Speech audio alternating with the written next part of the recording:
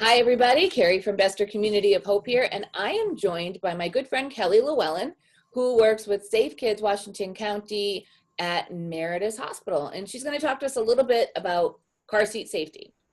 So, car seats. One of the things that, a lot of people ask us about is my child's rear facing, but like her knees are bent, and I really want to be able to see her well. So, can I turn her around? When should they do that?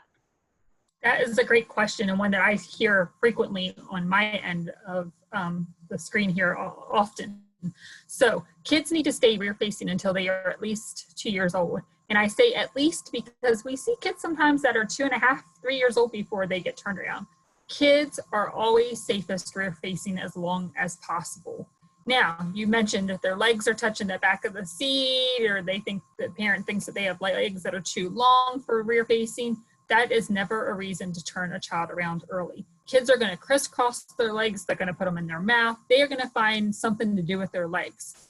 In the event of a crash, we want to know that even if we see a leg injury, that's something that we can fix. Mm-hmm. So that's a fixable injury. Kids, just with crash dynamics, the way the crash forces are in an accident, they're safest rear facing. So we never want to turn them around early. If you're worried about what your child's doing, we always recommend pulling the vehicle over, finding a safe place to stop, and then seeing what the child's doing.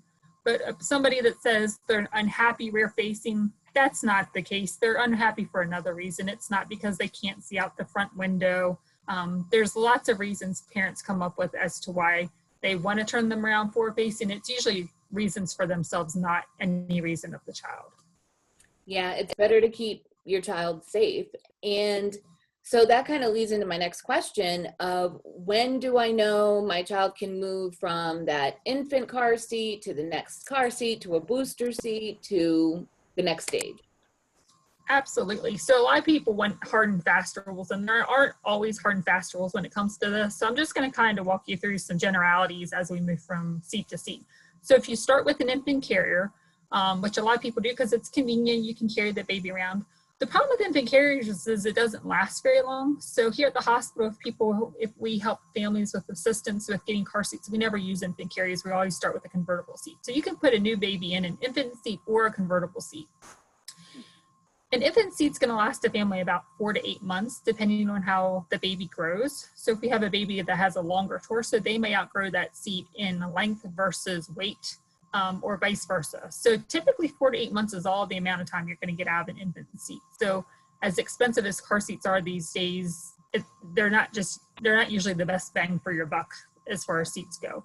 After the infant seat, you're going to put the child into a convertible seat. And a convertible seat is a seat that can be installed with rear facing and forward facing. So you want to keep them in that seat once they start in the convertible seat, rear facing to at least 2 years old, before you take that seat and you flip it around forward facing.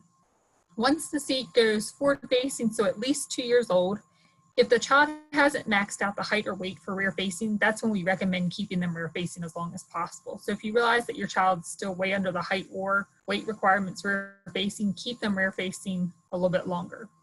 Once the child goes forward facing, they're still in the harness seat. It's just that seat is now forward facing. You want to max that out. Again, max out their height or weight, whichever comes first, before you think about moving them into a booster seat.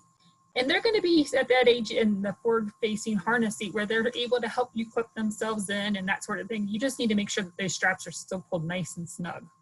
Just because your child can clip themselves into their own car seat doesn't mean that they have the strength to pull the straps to make sure that they're still nice and snug. Going into a booster seat, it kind of depends. So that some of the things that we look at is how the child fits in the vehicle with the booster seat. So a booster seat is going to give a child a lot more freedom. So you want to make sure that your child is able to sit with their back straight against the seat belt coming across their chest, that sort of thing. A child's going to stay in a booster seat for a long time, and that's typically when we see parents taking their children out of a booster seat earlier than they should. Kids don't typically come out of booster seats until between 8 and 12 years old, depending on how they grow and depending on how the vehicle is designed. Mm-hmm. I always use this example with families. My daughter used to sit very differently when she was using a booster seat in my little Honda Fit, which was like a little clown car versus our SUV, because the seats in the SUV were bigger, they were deeper. She needed a booster seat in our SUV a lot longer than she needed in our Honda Fit. just because she wasn't fitting the same. So you want to make sure that before you even think about taking a child out of a booster seat, that they're sitting correctly. And when I say correctly, their knees should bend over the edge of the seat. Their back should be up against the back of the seat. They should be sitting nice and tall. The seatbelt strap, the shoulder strap should be coming across the middle of their shoulders. It shouldn't be riding up on their neck, and it shouldn't be falling off their shoulder. If your child is taking that seatbelt strap and putting it behind their head, there's something wrong about the way they're sitting. Maybe they still need to be in a booster seat. Sometimes vehicles, you can adjust the shoulder strap down to make it fit better. And the lap belt should be fitting across their hips. The child should not be sitting in a vehicle with this lap belt up on their abdomen. If that happens in a crash, we see lots of internal injuries, which can be life-threatening. So we want to make sure that that lap belt is always fitting across their hips. The purpose of a booster seat at that point that they are in a booster seat is to make sure that they fit into our adult-built car seats correctly, our vehicle seats. So there's a lot of times where kids go from a booster seat into a regular seat belt way before they're due. The other thing that we see with kids getting into that booster regular seatbelt stage is parents letting their kids sit up front too early. Kids are, I tell them all the time, they're VIPs sit in the back seat. They never sit up front with the front seat of the limo driver. They're always sitting in the back, and that's how we need to treat our kids. They are VIPs, and we need to keep them in the back of the vehicle as long as possible. Crash statisticians look at this stuff and they analyze it and tell us that the most unsafe part of the vehicle is that right front passenger seat. So we want to keep our kids in the back seat as long as possible. It's not necessarily a rite of passage. It's not somebody who's declared that they want to sit in the front seat versus a sibling. They're really safest in the back seat. So kids up until at least the age of 12 really need to be in the back seat of the vehicle. That's where they're safest. And I know that we all want our kids riding around safe. So those are the big key things, is making sure that you don't get them out of that booster seat before they're due, and making sure that they're not sitting up in the front seat before they're ready. They're going to grow fast enough when it says it is. Oh, you're not kidding.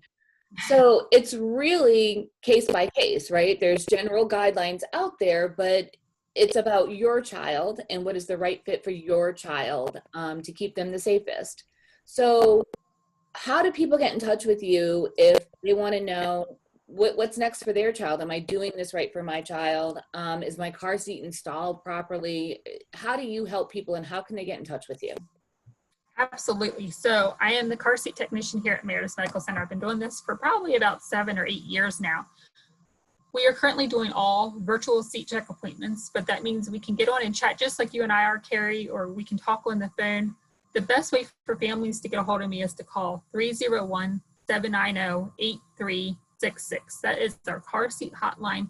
It is a direct voicemail line, but if you leave your name and number, I usually can get back to you within a couple of minutes of you calling.